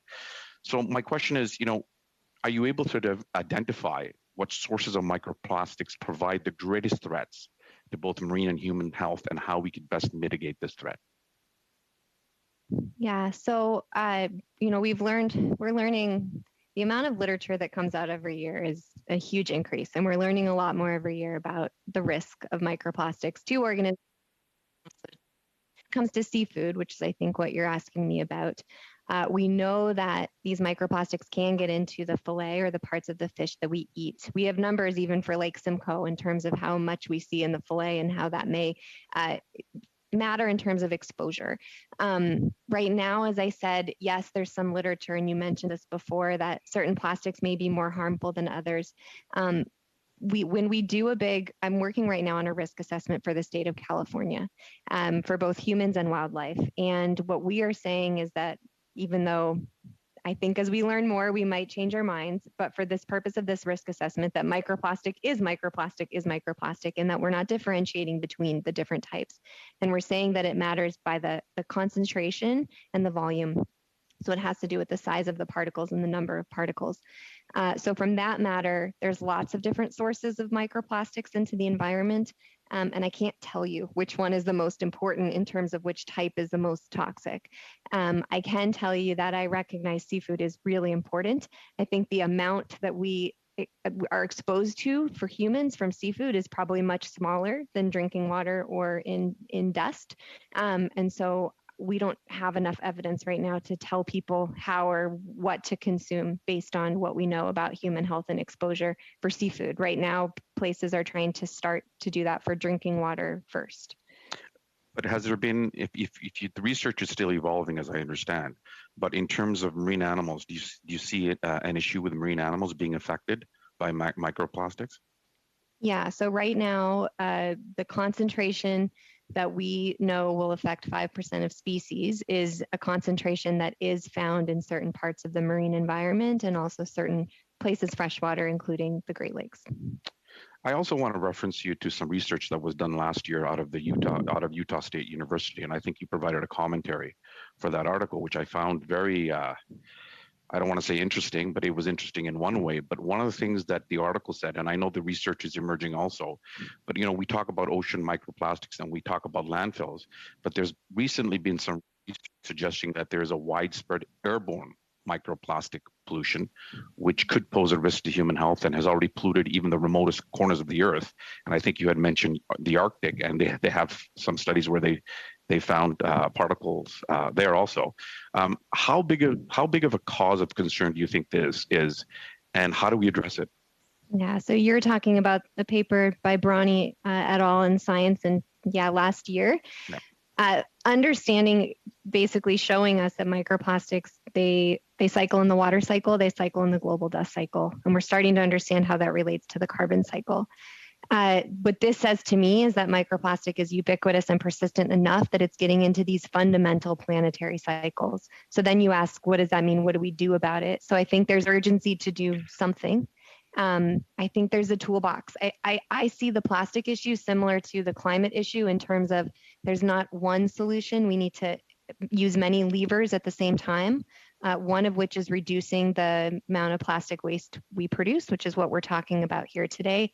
Others are filters on washing machines, filters on dryers, stormwater retention systems like fire retention cells, thinking about how to make Operation Clean Sweep even stronger so we're not losing pellets into the environment, these types of things. So I don't have a favorite solution. Unfortunately, I think they're all important and similar to carbon emissions, right? We've got to tug on a little bit of everything.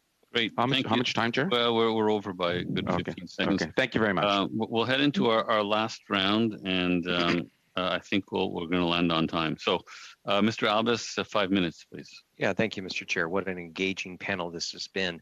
So I'm going to go to Dr. Rockman. First of all, thank you for your presence and the work that you do. When you speak about microplastics, particularly in ocean aquatic settings, and you have both observations, but you've also done some testing. Where this plastic is coming from? Is this Canadian plastic that has been released into the oceans, or is it just too difficult to tell?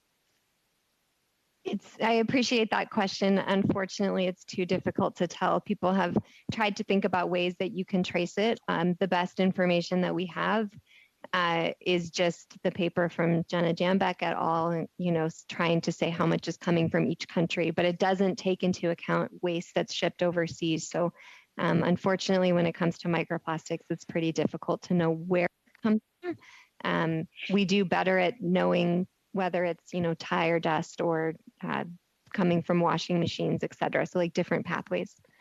So I find that a lot of the best measures require, made in Canada solutions. For example, Megan Leslie, the former deputy leader of the NDP, proposed a ban on microplastics, particularly in hand creams and whatnot. That was something that the Harper government agreed in and really stopped a lot of microplastics from getting into fresh water. Now we have Scott Davidson, who's a Conservative MP from near Lake Simcoe. He's a big champion for that. And he's proposed to actually ban exports of plastic waste for final disposal because he believes that Canada needs to take responsibility and that Canadian companies, Canadian governments, and Canadians themselves can recycle and see a lot of these things kept away from the ocean or from our lakes. Do you agree? Are you asking me if I agree with the Yes. change in our exports do you of think plastic waste? Do you think that's an important step? Is it to stop our export of plastic waste full stop? Yes, outside of Canada for final disposal. Like you mentioned that some of it is from dumped plastics that it's impossible to trace from certain jurisdictions. Yeah, so I would like to say that I'm not an expert in this, and so it's hard for me to just give you a yes or no. I agree made in Canada solutions are great, and we should learn how to take care of our waste at home.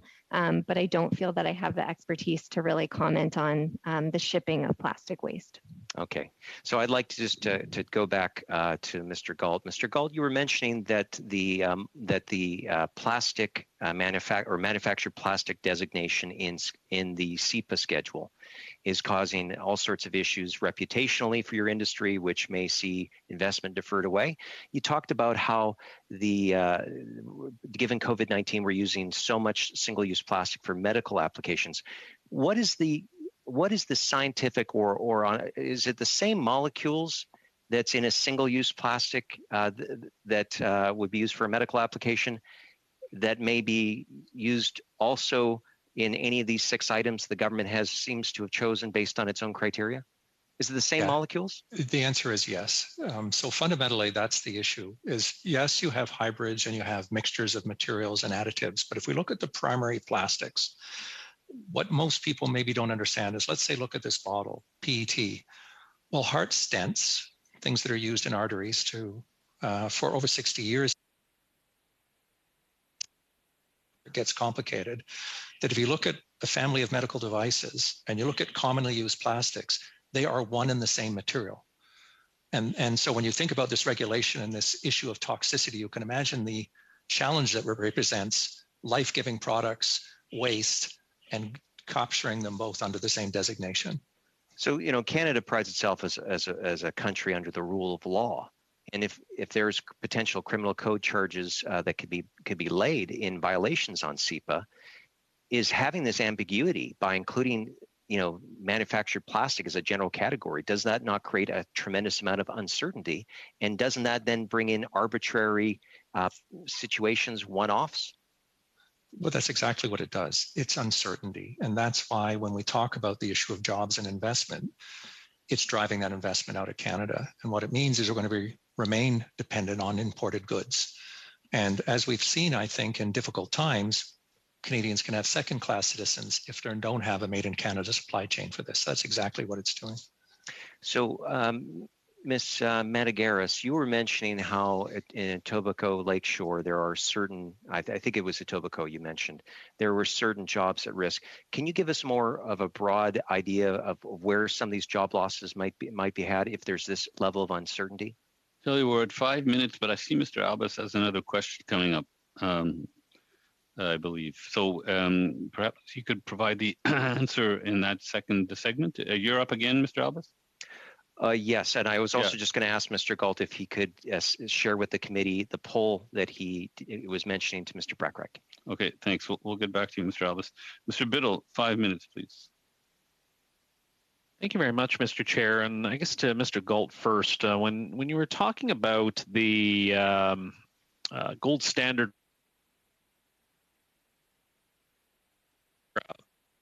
pushing those gold standards, or if your company was lobbying against them, and I can appreciate you may not know that, and if you don't know, if you can get back to our committee. So no, I've been with this company forever. So I started in the print room and worked my way up to CEO, and have lived in Europe and traveled abroad. So I'm very familiar with the history of Husky. We've always been strong advocates for the reuse of a reusable material. And so, yes. Well, sorry, Mr. Galt. In terms of and I appreciate that your company's in favor of that. I meant in terms of the increased standards that Europe was bringing forward. Was your company supportive of those European standards, or were you lobbying? Was your company lobbying against them? Oh, yeah, we were actually supportive. And matter of fact, we chaired the committee that came up with the standards on the new closure to bring industry together, because we saw we were stumbling individually, and we chaired a committee to bring the new standard of a tethered closure and a new lighter weight design that used less plastic to a common standard that we could all support. Thank you so much. And I do apologize in the background. There may be a 2-year-old screaming, but it is that time of day. To Madame Langlois Blouin, my apologies, from Recyc Quebec.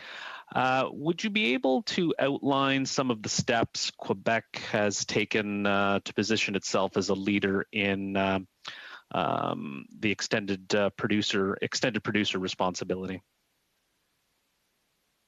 Yes, thank you. The extended producer responsibility has been in place since 2011 in Quebec, and so we have that, and we have also home appliances. We were among the first, along with British Columbia, to add that category. As I mentioned, there is an important major reform that is coming up. We are improving the information. So compared with what is happening in other provinces, especially with collection in mind, we want to have just one program. We want to make sure that companies have their responsibilities, but that we have one organization that deals with all the types of recycling. We also have partnerships with municipalities, and we want to increase that, because 99% of the items come from homes. So we want to make sure that we work on that. There has to be, therefore, very significant involvement by municipalities when it comes to extended producer responsibility. We have to provide good information to people, to the public, for this as well. Merci. To Dr. Rockman, We know that the Global Commitment 2020 Progress Report, which was published by the Ellen MacArthur Foundation and UNEP, stated that EPR is essential to reach a high rate of recycling. Could you explain a little bit more how that shift would improve recycling rates in Canada? Sure. I'm not an expert on EPR. I will tell you that. I'm an ecologist. But from my understanding is that you can use extended producer responsibility in ways where you can incentivize recycling or the use or production of more sustainable items and de-incentivize those that are not. So by using an extended producer responsibility scheme, you can increase recycling. But again, I think I would take this question and maybe ask Usman Valiente because I'm an ecologist, not an economist. Well, then if that's the suggestion, then if I could pose that question then. Mr. Valiente, you have 30 seconds. Could you just restate it super quick? How would a shift towards EPR improve recycling rates? So supply side policy. So when you make producers responsible for collecting and recycling materials, they then invest in systems to do so. So we've seen that in British Columbia. We've seen that in Quebec. Quebec is now reforming its laws to even make them more ambitious in terms of producers investing in those systems. That creates the supply of plastics that feed into the recycling systems that would go to companies like Husky to produce the next cycle of products. So that's really what it drives. Thank you. Okay, Madame Posey. Ms. Posey. So thank you very much. Inaudible for the interpreter. We know that the petrochemical industry is growing and is going to grow, but it gets major subsidies from the government. Would you be in favor of having a significant amount of that government assistance, those subsidies, be aimed at producing really biodegradable products and materials so that we actually pivot in that direction? C'est pour monsieur. Who was the question for? Mr. Masterson. Thank you. So two quick part answer.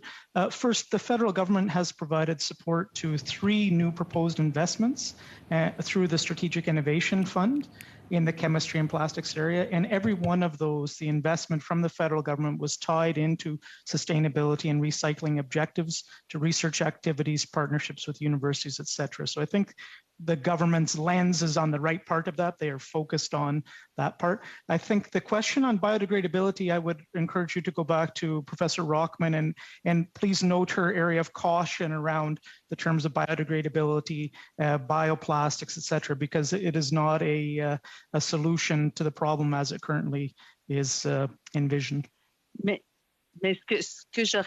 What I really would like to know is, given that there are a lot of subsidies, the idea would be to take some of that assistance to promote the adoption of biodegradable production. And Mr. Masterson, I have another question for you. You talked about the investment in the U.S. being much higher than in Canada, and that we need to have ambitious circular product. We know that the virgin resins are expensive to produce, so would it not be better to concentrate on the circularity? Absolutely. The entire industry is focused on circularity, but it will require a lot of capital to get there. And the biggest challenge is the recovery of the post-consumer materials and making them available as feedstock. And as Mr. Valiente said, that's the key contribution of extended producer responsibility. We can collect these materials in a harmonized manner and at scale. But Mr. Roter talked earlier about Nova Chemicals recovering its plastics from British Columbia, putting them back into their traditional infrastructure in Alberta to make recycled content plastics. We see all of our leading companies investing in this area today. It is the future. Got it. So Mr. Backrack for 2.5 minutes, please. Thank you, Mr. Chair. A couple of questions for Ms. Langlois Blouin, and sorry if I didn't pronounce your name correctly. The first one is, I think a lot of people are surprised, I'm certainly surprised, that only 9% of our plastic waste is recycled. And our recycling systems today can't handle the volume or the complexity of materials that are on the market. Some products still aren't designed to even be recyclable. I'm wondering, to what extent do plastics producers and recyclers engage with each other on the topic of the recyclability of plastic products? Merci. Thank you. That's a good question. The data in Quebec is that recycling is a little bit higher, but certainly there is a lot of loss in the whole chain because people don't know how to distinguish between one type of plastic and another one. Inaudible for the interpreter. Good labeling is helpful. The Competition Bureau has a role to play as well. This is something that needs to be explored. We need to reduce the types of plastic that can't be recycled. There certainly has been work done on fibers. There has been increasing cooperation in Quebec. There is even a circular plastics group that brings together a number of different companies that produce plastic and are in the industry, and they're doing research to try to adopt a 360 approach so that we can look at the needs, at the consumer aspect, at the whole chain, so that we can help citizens and industry work together. Okay, thank you for that. The last question is around the balance between recycling as a strategy for reducing plastic waste and something like banning plastics using SEPA.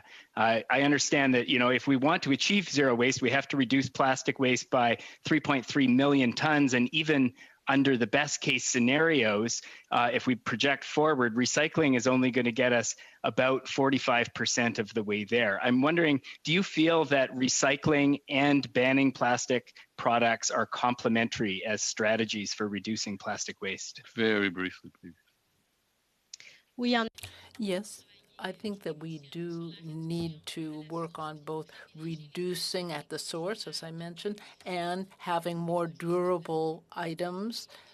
So we need to make sure that we look also for alternatives, and we need to adopt policies in that direction. I think that now we have a colleague who's waiting for an answer. Responding about the specific job losses, I'm really concerned that we're creating this dichotomy here between single-use plastics and other plastics. If we actually invested in a circular economy, we'd no longer have this notion of a single-use plastic. And I'd urge us to think about the implications of this trajectory of banning things when the right investment would actually change the entire frame of reference. And then specifically, when we look at what it means to jobs in the economy, if we looked at all single-use plastics, and if there were bans on single-use plastics writ large in this country, we're probably talking nationally of something between $6 and $7 billion in annual sales that are at risk. Those represent anywhere from 13,000 to 20,000 direct Canadian jobs. Indirect jobs are 2 for 1, so you're looking at about 26 to Canadian jobs that would be at risk in introducing bans on single-use plastics. But if we turned that around and invested in the circular economy, which you're hearing from everyone around the table, we'd no longer have this debate and this risk introduced economically. And those jobs, to answer Mr. Albus's question specifically, are across the country. Those almost 2,000 companies are in almost every single riding in this country. 60% of them roughly in Ontario, another 25 to 30% in Quebec, and then the rest sort of scattered a little more in Alberta and in British Columbia, with a little bit in some of the other provinces. But this is every single riding has some of these small and medium-sized enterprises making these plastic products that we benefit from, that we have used extensively for decades. The issue is not the use of the plastics, it's the waste management around them, or quite frankly, redesigning all of this so that it's a resource in reuse. And if we focused on that problem rather than banning the product, we would not be having this debate. Albus?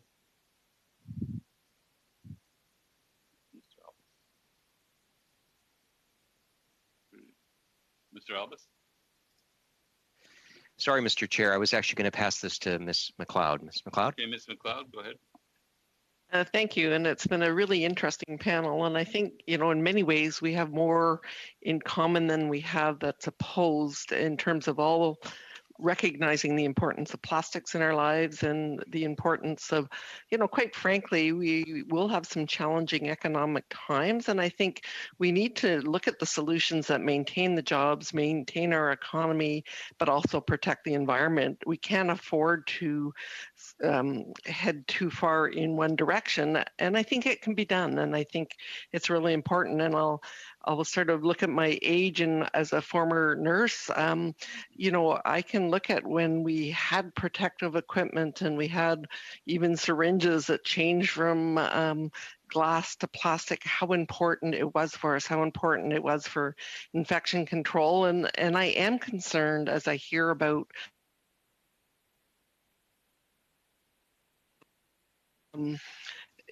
in terms of what it will do for other products. Low carbon economy will demand more and more plastic. So can you talk a little bit more about that particular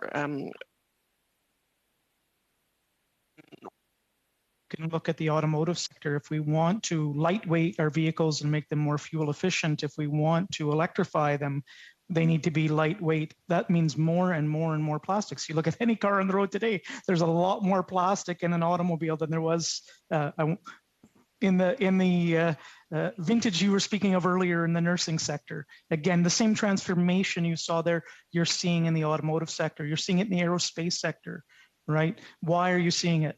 You're seeing it because they want to lightweight. You even see companies like Air Canada, prior to the pandemic, they phased out all of their glass on the airplanes because even that little bit of extra weight on every flight they operated, get rid of that glass, put in plastic, you had lighter weight aircraft, lower emissions. So there's no question I could go on way more time than you have to talk about the penetration of plastics as a lightweight, energy efficient material in all sectors of the economy. None, believe it or not, more important than the food and beverage industry, because the packaging often is much more valuable than the product itself and can often weigh more if you choose the wrong materials. So absolutely, plastics are, for most sectors, a key contributor to the low carbon economy.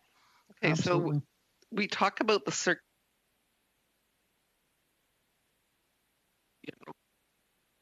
tell me what this will look like for take us through the recycle process that in Germany, as an example, how it actually works. And I don't know if it's Mr. Galt or Mr. Masterson is best.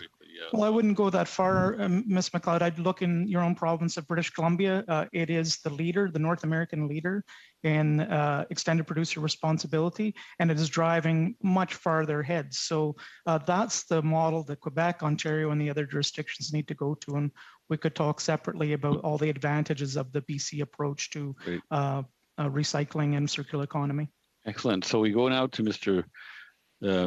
Baker, who's batting cleanup. Mr. Baker, you're the last of the questioner today. Thanks very much. And I'm going to ask somebody to bat cleanup for the cleanup hitter. So I'm going to ask one question to Dr. Rockman, and then I'm going to pass it on to my colleague, Mr. Longfield, who'll use the remainder of my time, if that's all right, Chair. Sure. Dr. Ruckman, I wanted to ask a question about the ban on single-use plastics. And I think for many of my constituents in Etobicoke Centre, they understand that some of the harms that plastics can cause the environment to human health. But could you articulate, and we've got probably about a minute and a half to 2 minutes max for your answer. I'll say a minute and a half. Is what are the benefits of, do you believe, of the government's proposed ban on single-use plastic? Sure. Thank you for the question. So as I said before, there's no doubt that plastics, big and small, are having measurable risks in the environment. And so from that, we know we have to do something now. We've done assessments to try to estimate how much plastic is going into the environment every year. From that, we have a number, about 20 to 30 million metric tons. We know that if we continue business as usual, it may as much as triple. In order to reduce it, we've done exercises to figure out how hard do we need to pull on just the waste management scheme, just the reducing plastic scheme, or just the cleanup scheme. If we do just one thing, we have to do an immense amount of work, and that includes in all economies across the world, which is why I think reducing plastic waste is a big part of it. I understand that if we switch to a circular economy, we are also reducing plastic waste, but we need to act quickly. We've been talking about recycling for decades, and it hasn't worked yet. I like recycling, but it hasn't worked yet to the extent that we need it to work. So what I do think, based on what I see in the environment, that reducing single-use plastic products on the market will reduce what we see in the environment, will reduce the amount of microplastics we see in the environment, which will protect wildlife and then eventually human health once we better understand those risks. It worked with microbeads, and I feel that this is another next step in order to reduce more of what's out there before we take another step. I don't know if that answers your question. It does. Thanks, Dr. Rockman. I'll pass the rest of my time to Mr. Longfield. Great, thank you. Thanks for sharing time. I had 2 follow-up questions for Mr. Masterson. We have received incredible briefing notes from the Library of Parliament. They always do an amazing job, but this briefing note in particular was just gold star. In our briefing notes, they talked about the opportunity for chemical recycling versus mechanical recycling and how early stage that is. From the chemical industry, seems like a large opportunity for us if we look at the circular economy to be implementing things like chemical recycling. And maybe the second piece for me, coming from Guelph, the University of Guelph is working on bioplastics and the use of bioplastics instead of petroleum-based plastics as another opportunity that maybe you could speak to, either one of those for our study. Sure. Well, on the first one, I'm going to defer to Ms. Mantegaris. She's even more passionate about the issue of advanced recycling than myself. Great. Thank you. Yeah, I think that the opportunity for investment in advanced recycling is tremendous, right? Getting plastics back to its molecular level so that it can be reused indefinitely in the economy is essentially the holy grail that we're all aiming for. But we have work we have to do in this country to actually achieve that goal. And it's not about more ingenuity, because we have lots of innovators in this country. The gap we're facing is that all of these pilots and innovation activities happening have a challenge getting to commercialization, and they need to go elsewhere outside the country to actually help realize that goal. That's what we're seeing happening. We need, if I can almost tie in a response to you with Madame Posé's question earlier, we need to see more investment by industry and governments to help realize these types of solutions. And quite frankly, every government, federally and provincially, has identified recycling as a priority. We should be seeing this as essential infrastructure across the country and making the appropriate investments in these technologies. Thank you. And I think you'll see that that Industry Canada, through our government, has been investing in this area in Alberta as an example, where there could be a center of excellence that could really take us to the next level. But it is the scale-up opportunity on either of those technologies that really is where we need to get provincial, industry, international capital working on this for Canada. Absolutely. And if I could just add, industry's here to be a partner with government in helping realize that goal. We're not objecting to a circular economy. In fact, we're at the forefront of investing in it and want to do so with governments. Exciting opportunities. Thank you, Mr. Chair. Thank you. Well, that takes us to 5:30 and the end of our round. Thank you to all the witnesses for a very interesting discussion from different points of view. In many cases, we all come out of this understanding of this issue. Colleagues, as you know, we have a meeting on Thursday. It's going to start a bit later because of all the votes, and we'll be using that meeting to launch our study of Bill C-230. Then on Monday, the 19th, we don't have a meeting because of the budget, and we get back to things on the 21st. So thank you again to our witnesses. Thank you to the members for your excellent questions. Thank you to the analysts for putting this together, and to the clerk for managing this process. So have a good evening to all, and I'm sure we'll all see each other at some point to discuss issues, different kinds of issues that come out of this. Thank you very much. Have a good evening. Oh Thank yeah, Thank you so long. The gavel. There it is. Okay.